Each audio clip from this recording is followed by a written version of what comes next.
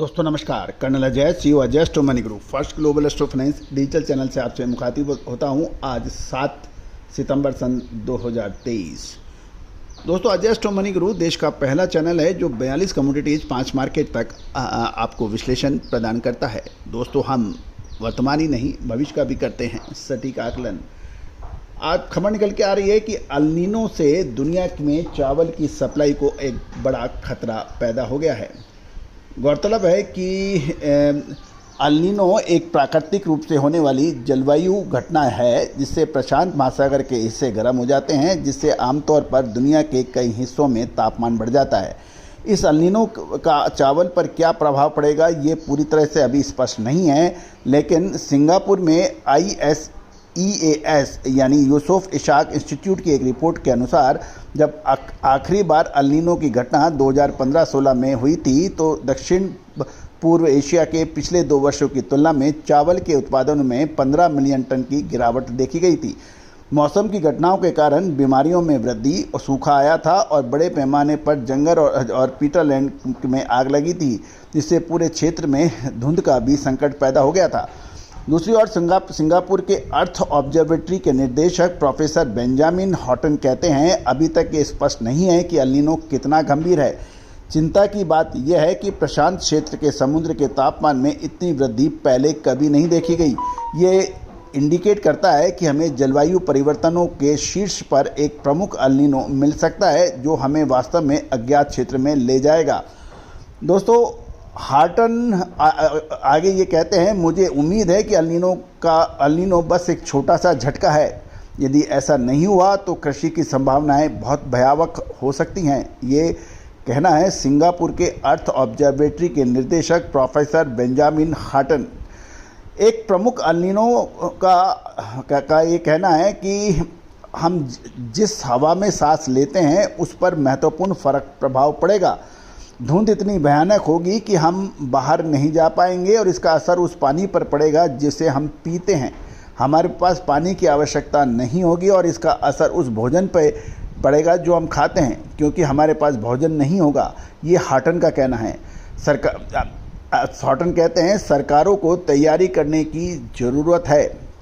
Thailand के राष्ट्रीय जल संसाधन कार्यालय के महासचिव का कहना है कि अगस्त में भविष्यवाणी की थी कि देश के चावल बेल्ट केंद्रीय मैदानी इलाकों में इस मौसम में संचित वर्षा 40% तक गिरावट आ सकती है। भारतीय अधिकारियों ने पहले सप्ताह मीडिया को बताया था कि देश 8 वर्षों में सबसे कम मानसूनी बरसात के लिए ये तैयार है। दोस्तों गौरतलब है कि भारत में भी अगस्त महीने में 37% से कम बरसात हुई थी, जो कि एक चिंताजनक कारण बन गया है। वैश्विक चावल व्यापार में भारत की हिस्सेदारी 40% से अधिक है और एशिया और अफ्रीका के कई देशों को ये आपूर्ति करता है, जहां कम कीमतों के कारण हाल ही के वर्षों में भारतीय चावल का बाजार बढ़ा है। दोस्तों अंतर्राष्ट्रीय खाद्य नीति अनुसंधान संस्था के वरिष्ठ अनुसंधान फेलो जोसेफ ग्लोबर चावल कई अन्य वस्तुओं से भिन्न है, क्योंकि वैश्विक स्तर पर जो उगाया जाता है उसका केवल एक छोटा सा हिस्सा लगभग 11% का व्यापार किया जाता है। उसने ये भी कहा है कि जब भारत जैसे एक बहुत बड़े चावल निर्यातक को बाजार से बाहर कर दिया जाता है तो इसको अंतर को भरने के लिए हमें अन्यंत्र बहुत सारे आपूर्तिकर्ता नहीं होते हैं, क्योंकि उनके पास सप्लायर नहीं होते हैं।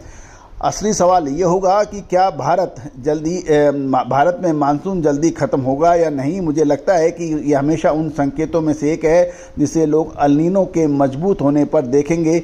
ये ग्लेबर का कहना है। यानी कुल मिलाकर आपसे चर्चा करने का मकसद ये है कि विश्व में अल नीनो की चिंता बढ़ती जा रही है और विशेषज्ञ अल नीनो को अब काफ़ी अधिक डर रहे हैं।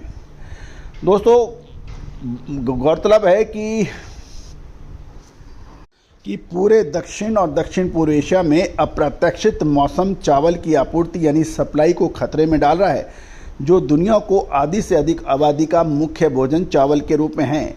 जुलाई में दुनिया के सबसे बड़े चावल निर्यातक देश भारत ने भारी बरसात से फसल बर्बाद होने के बाद गैर बासमती सफ़ेद चावल पर निर्यात पर प्रतिबंध लगा दिया था। साथ ही राइटर्स की एक रिपोर्ट के अनुसार प्रतिबंध के साथ साथ अल नीनो के आगमन पर चिंताएं भी पूरी बढ़ रही हैं, जो पूरे क्षेत्र यानी पूरे प्रशांत महासागर क्षेत्र में गर्म और शुष्क मौसम लाती है, जिससे प्रमुख निर्यातक देशों थाईलैंड, वियतनाम जैसे देशों में भी चावल की कीमतें 20% तक बढ़ने के समाचार हम लगातार आप तक प्रकाशित कर रहे हैं। भले ही अभी एल नीनो का खतरा उतना गंभीर नहीं लग रहा है जितना डर है, लेकिन रिसर्चर्स का कहना है कि किसानों के लिए जलवायु संकट के कारण आए गर्म तापमान के अनुकूल ढलने की निर्विवाद आवश्यकता है और चावल इसमें विशेष रूप से असुरक्षित हो रहा है। बहुत कम या बहुत अधिक पानी एक खेत को नष्ट करता है। तापमान में मामूली सा उतार चढ़ाव भी बड़े नाटकीय प्रभाव डाल सकता है। फिलीपींस के अंतर्राष्ट्रीय चावल अनुसंधान संस्थान के कुछ रिसर्चर्स ने कहा है कि रात के समय तापमान में भिन्नता का अध्ययन किया और पाया हर बार न्यूनतम तापमान में केवल 1 डिग्री सेल्सियस की वृद्धि हुई और अनाज की पैदावार में 10% की गिरावट आई। छोटे तेज ठंडक भी जानलेवा साबित हो सकती हैं। तो दोस्तों, कुल मिला के अभी चिंताएं घटी नहीं हैं, बल्कि चिंताएं बढ़ सकती हैं।